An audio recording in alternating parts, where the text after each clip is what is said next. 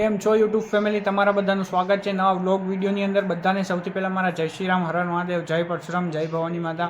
મિત્રો, આ વ્લોગની અંદર એકચ્યુઅલી એવું છે કે આપણે જે પહેલાં વ્લોગ જે બનાવેલો હતો જેનો પહેલો પાર્ટ હતો, આ વ્લોગની અંદર એ બીજો પાર્ટ આવશે.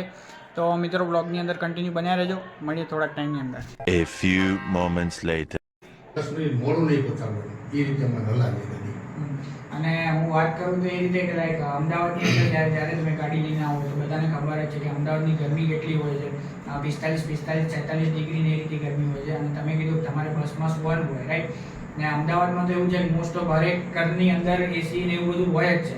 તમારે ત્યાં મીન્સ બસમાં સૂતા હોય ત્યારે ના એસી હોય ના પંખો કે એવું કંઈ તમારે એવું હોય છે કે પછી? અમારે પંખાની સગવડ હોય અંદર. ખાલી ડીસી પંખો આવે, બેટરી ઉપર આવે, એ પંખો ચાલુ કરી લઈએ. બીજા નંબરમાં કે ક્યાંય ઝાડવું હોય ને, ઝાડવા નીચે રાખીએ એટલે અમને પવન, કાચ ખોલી નાખીએ, બારીઓ ખોલી નાખીએ એટલે પવન આવે. અને ઝાડવા ઉપર હોય એટલે એ ગાડી ન તપે. અમારે પાછી આખી રાતનો ઉજાગરો હોય એટલે ઊંઘ આવવાની જ છે, ઊંઘ આવી જાય. બપોરે અમારે જમવા ટાઈમે ઓટોમેટિકલી 1 વાગે એટલે નીંદર ઉડી જાય અમારી. પછી જમી અને 3-4 વાગે પાછા ઊંઘી જાય. 8 વાગ્યા સુધી. બરાબર. અને બીજી વાત કરું તો હું કે તમે જ્યારે મીન્સ શું કહેવાય કે સળંગ એવું હોય કે તમે મીન્સ અહીંથી સપોઝ પોરબંદરથી તમે બસ ઉપાડી, રાઈટ? અમદાવાદ તમે પહોંચ્યા અને પછી એક દિવસે તમે અમદાવાદથી ફરી પોરબંદર આવે તો એમાં કોઈ વચ્ચે એના પછી તમે એક સાથે બે અમદાવાદથી પોરબંદર, પોરબંદરથી અમદાવાદ એ રીતે ચલાવી દીધી. એના પછી એવું વચ્ચે કોઈ રજાનો ગેપ મળતો કે પછી સળંગ એ ચાલુ? રજાનો ગેપ મળે.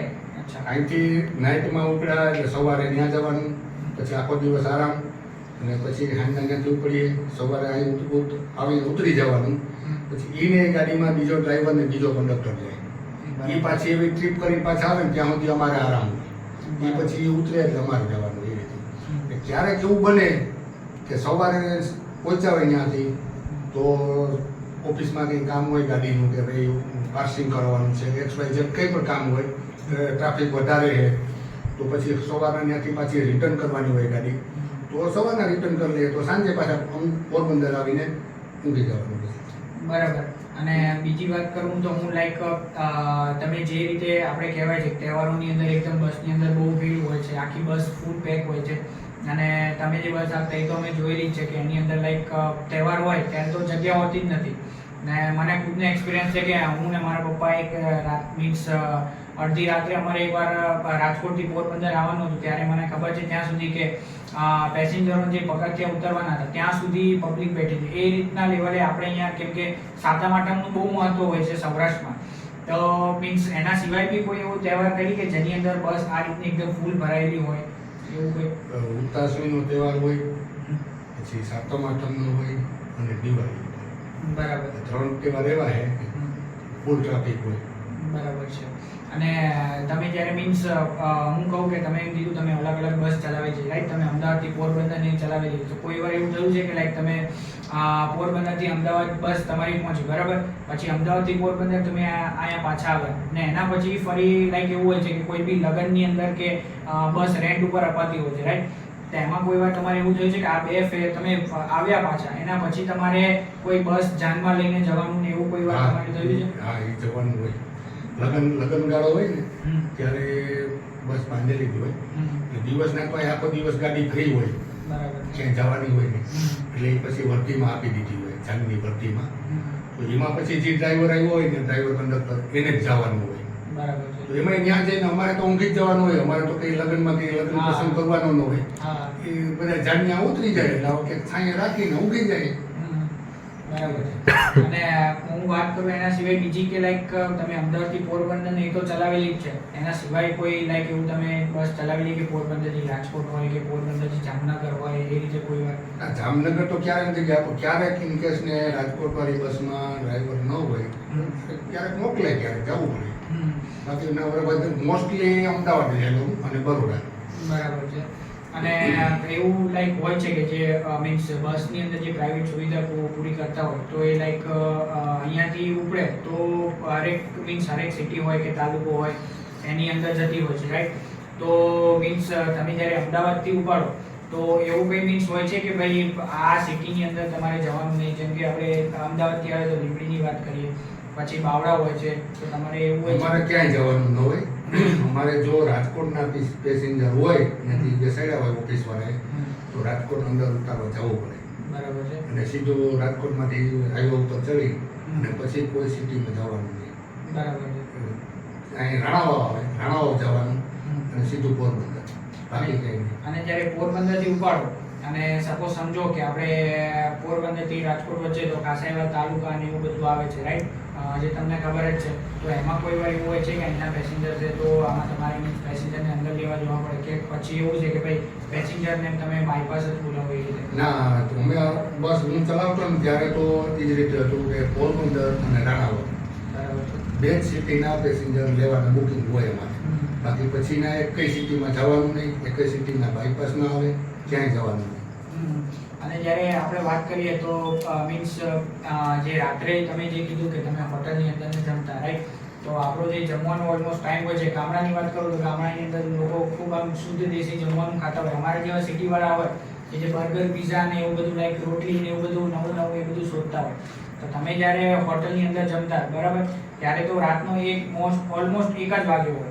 તો તમે રાત્રે 1 વાગે જમો તો કોઈ વાર એવું થાય કે ભાઈ આ જે રોટલી શાક આપણે ખાધું છે એના કરતાં જે ઘરનું દેશી ભાણું હોય, રોટલો ને શાક, તો એની મજા કંઈક અલગ જ હોય છે.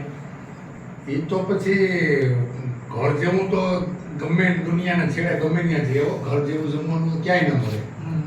તમને બીજી જગ્યાએ સ્વાદમાં થોડોક ફેર પડે કે સ્વાદ સારો લાગે એટલે તમને મજા આવે સ્વાદિષ્ટ, પણ જે ઘર જેવી મજા આવે ને એવી ક્યાંય મજા ના આવે. અમે તો મેં મોસ્ટલી 5 ને 20 વર્ષ હું બહારના જ રોટલા ખાતા ને ડ્રાઇવિંગમાં. હું પહેલાં ટ્રક હલાવતો, મારે 5 રાજ્યની પરમિટ હતી. બરાબર છે. આંધ્રમાં છે, વિશાખાપટ્ટનમ, કેરલામાં, કર્ણાટકમાં, મહારાષ્ટ્રમાં, બધી મેં ટ્રક લઈને ફરેલ છે. એ બધી એટલું હાઈવે ઉપર જમવાનું હોય અમારે, પણ અમને ખબર જ હોય કે અહીંયા આપણા જેવું જમવાનું મળશે, વેજીટેરિયન મળશે, સારું મળશે. એ જ જગ્યાએ અમે કાંઈ ઊભીએ, બધી લાગત હોટલે ન ઉગતા હોય અમે કે આપણે અહીં કાંઈ થઈ ઊભા તો બીજી વખત ત્યાં ન એમ નહીં, ત્યાં સારું બનતું હોય ત્યાં જ અમારે ઊભવાનું કાંઈ માટે. એટલે અમે જઈએ ને અમારી ગાડી ટ્રક જોવે કે ભાઈ આ ટ્રક આવી એટલે એ અમારે ખબર જ હોય ને કે આવું જમવાનું જોઈએ, એવું જ બનાવે. અને હું વાત કરું કે લાઈક તમે હોટલમાં ઊભી રાખતા બસ, રાઈટ?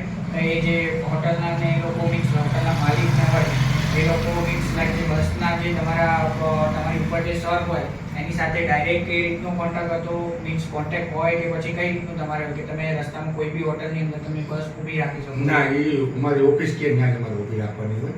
બરાબર. કાયમી માટે એક જ જગ્યાએ બધી બસ ત્યાં જ ઉગતી હોય. એવું પણ કે ભાઈ આ હોટલે જ રાખવાની એટલે અમારે ત્યાં જ ઊભી રાખવાની. અને જ્યારે હું વાત કરું કે લાઈક જ્યારે આમ ફૂલ શિયાળો ને એવું બધું હોય, રાઈટ? તો બસ બધાને ખબર છે કે એકદમ આમ કેવું હોય કે ફૂલ ઠંડી હોય ત્યારે બસ એકદમ ફૂલ ઠંડી થઈ જતી હોય, રાઈટ? અને તમે રાત્રે બસ ચલાવતા હોય અને તમે જે કીધું એ રીતે કે એસી હોય તો એ ખાલી મુસાફરોને એમને જ આનંદ ને એ બધું મળતું હોય છે, તમારે તો બહાર બેસવાનું હોય છે. તો મીન્સ કોઈ વાર એવું થયું છે કે તમે બસ ચલાવતા હોય, તમે સ્વેટર ને એવું પહેર્યું હોય છતાં તમને ફૂલ ઠંડી લાગતી હોય, કેમ કે સીધી વસ્તુ છે, હાઈવે પર બસ ચાલતી હોય એટલે ચારે બાજુ ખુલ્લી જગ્યા હોય. તો એમાં કોઈ દિવસ એવું થયું છે કેમ કે નોન એસી બસ હોય એમાં તો આગળનો દરવાજો તમે બંધ ના કરો, આગળનો તો જે મેઇન દરવાજો હોય જે બધા મુસાફરો માટે ઉતારવાનો એ તો ખુલ્લો જ હોય. તો એમાં કોઈ દિવસ એવું થાય છે કે લાઈક તમને ઠંડી ફૂલ લાગતી હોય છતાં તમે પ્રોપર રીતે બસ ચલાવીને મુસાફરોને પહોંચાડ્યા હોય, એવો કોઈ કિસ્સો? ના, પણ એમાં એવું છે કે રાતના ડ્રાઇવિંગ કરતી વખતે ઠંડી ના લાગે, એમાં થોડીક ઇન્જિનની ગરમી આવતી હોય. અને બીજા નંબરમાં કે તે વાત કરી કે દરવાજો ખુલ્લો હોય, રાતના અમે પછી હાઈવે ઉપર ચડીએ ને એટલે એ દરવાજો બંધ કરી દઈએ, એટલે પવન ક્યાંથી આવે જ નહીં. અને બાકી થોડુંક ટેમ્પરેચર વધી ગયું હોય અંદર એન્જિનનું એટલે અમારે પછી રાતના તો સ્વેટર પહેરવાની જરૂર ન પડે, ઠંડી હોય તો એ ઠંડી ના લાગે એમાં પછી. અને બીજી હું વાત કરું કે એ રીતે કે જ્યારે તમે મીન્સ અહીંયા તમે પહોંચો, બરાબર, કે અહીંયાથી બસ ઉપાડો તમે તો એવું હોય કે ભાઈ ગાંધીનગર કે બરોડા કે ત્યાં તમારે મીન્સ અમદાવાદથી જ ચાલુ હોય કે ત્યાં જવાનું હોય. તમે જ્યારે અમદાવાદથી પોરબંદર આવો તો એવું હોય છે કે અમદાવાદથી પોરબંદર ટુ દ્વારકા કે પછી આ પોરબંદરથી જામનગર એ રીતે સળંગ કઈ રીતે જવાનું હોય છે? ના ના ના ના. એ અમદાવાદથી પોરબંદર હોય એટલે પોરબંદર જ હોય, પછી પોરબંદરથી આગળ ક્યાંય જવાનું નહીં. બરાબર. પોરબંદરથી અમદાવાદ જવાનું હોય તો એ અમદાવાદ જ લાસ્ટ સ્ટોપ હોય, પછી એનાથી આગળ ક્યાંય જવાનું ન હોય. જ્યાં સુધીના પેસેન્જર બુક કર્યા હોય ને બુકિંગ ત્યાં સુધી જવાનું હોય.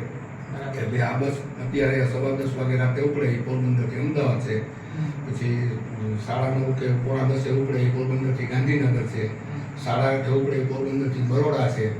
એ બરોડા જઈને સ્ટોપ થઈ જાય, ઓલી ગાંધીનગર જઈને અમદાવાદ જઈને ત્યાં લાસ્ટ સ્ટોપ આવી જાય. એટલે બધું મીન્સ ટાઈમ ટેબલ ને મેનેજમેન્ટ ને બધું પહેલેથી કરેલું જ હોય છે કે આ રીતે હોય છે.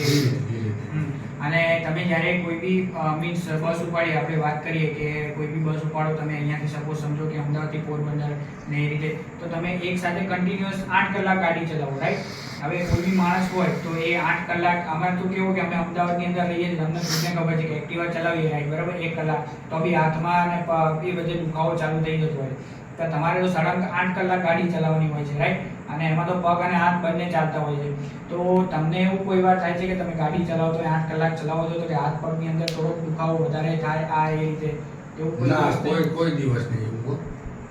કોઈ દિવસ આ ઉતરા બસ મૂકીને નીચે ઉતરી જાય એટલે એ ખ્યાલ ન હોય કે આપણે આખી રાત બસ આપીને આવ્યા.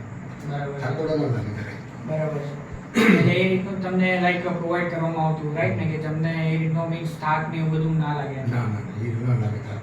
ઓકે. રોજનો અમારો વ્યવસાય થઈ ગયો એ, રોજની હેબિટ પડી ગઈ કે એટલે એ કે પછી થાકનો ક્યાં ન આવે.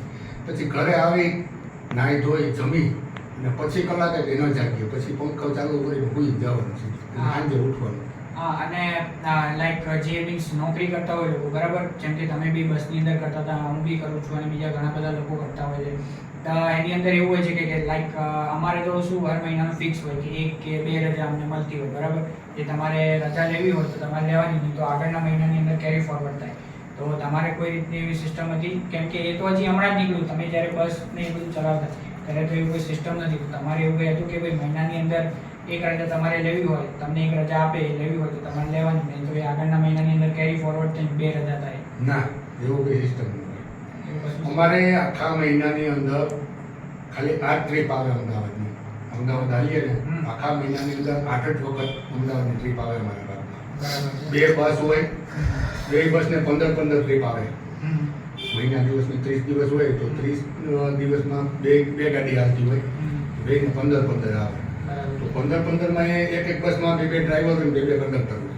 એટલે 1 ને 7 આવે, 1 ને 8 આવે, 1 ને 7 આવે, 1 ને 8 આવે. એથી 8 બધી 8 ટ્રીપ આવે નેટમાં. એ અમારે રજાની કંઈ જરૂર પડે નહીં. અને એમાં તો અત્યારે મોસ્ટ ઓફ બધાને એવું હોય છે કે રવિવારે બધાને રજા જ હોય છે, રાઈટ? હવે તમે જે રીતે કીધું એ રીતે કે બે ડ્રાઈવર ને કંડક્ટર ને એ રીતે હોય, તો એમાં સપોઝ સમજો કે તમારો વારો શનિવાર રાત્રે અથવા રવિવાર રાત્રે આવે તો તમારે જવું જ પડે ને? હા, એ તો જવાનું જ. વાર ગમે એ હોય, એ તહેવાર હોય તો એ, અને વાર ગમે રવિવાર હોય કે મંગળવાર હોય તો એ જવાનું એટલે જવાનું. પછી આપણો વારો હોય એટલે હોય જ જવાનું. પછી બરાબર છે. અને એના સિવાય હું વાત કરું કે જ્યારે મીન્સ તમે લગ્ન પ્રસંગ હોય કોઈ, બરાબર, તો લગ્ન પ્રસંગની અંદર તમારે રજા જોઈતી હોય તો તમે જે લાઈક તમારા સર હોય ઉપર એમને રિક્વેસ્ટ કરો કે ભાઈ અમને 3 કે 4 દિવસની આ રીતે રજા જોઈએ છે, બરાબર. તેમાં લાઈક તમારો જે બી સેલરી તમને આવતી હોય તો એ સેલરી કટ થાય એવું કશું હોય છે તમારે? ના, સેલરી કટ ન કરે, એ આપણે રજા. બરાબર. પછી આપણે વધારે આંકી દેતા હોય એને ક્યારેક જરૂર હોય તો અમે આંકી દેતા હોય, ક્યારેક આપણે રજા જોતી હોય તો એ આપે કે વાંધો નહીં, પ્રસંગ કરતા નથી. બરાબર. એટલે અન્ડરસ્ટેન્ડિંગ એ રીતનું તમારા સર વચ્ચે એ રીતનું રહેતું. તો આપણે તમારો ખૂબ ખૂબ આભાર કે તમે અમને ટાઈમ આપ્યો અને આ વાતો અમને શેર કરી. તો ઘણા બધા ખાસા લોકોને યુટ્યુબની અંદર જાણવા મળશે કે લાઈક કઈ રીતનું શું તમે તમારા જીવનમાં કઈ રીતે તમે આગળ આવ્યા છો, કઈ રીતે તમે વિતાવ્યું છે તમારું જીવન. તો તમારો ખૂબ આભાર કે તમે અમને ટાઈમ આપ્યો. Thank you. તો મિત્રો, આ video like, comment, share, subscribe કરવાનું ભૂલતા નહીં. તો મળીએ મિત્રો બધા બીજા બ્લોગ સાથે. ત્યાં સુધી બધાને મારા જય શ્રી રામ, હર હર મહાદેવ.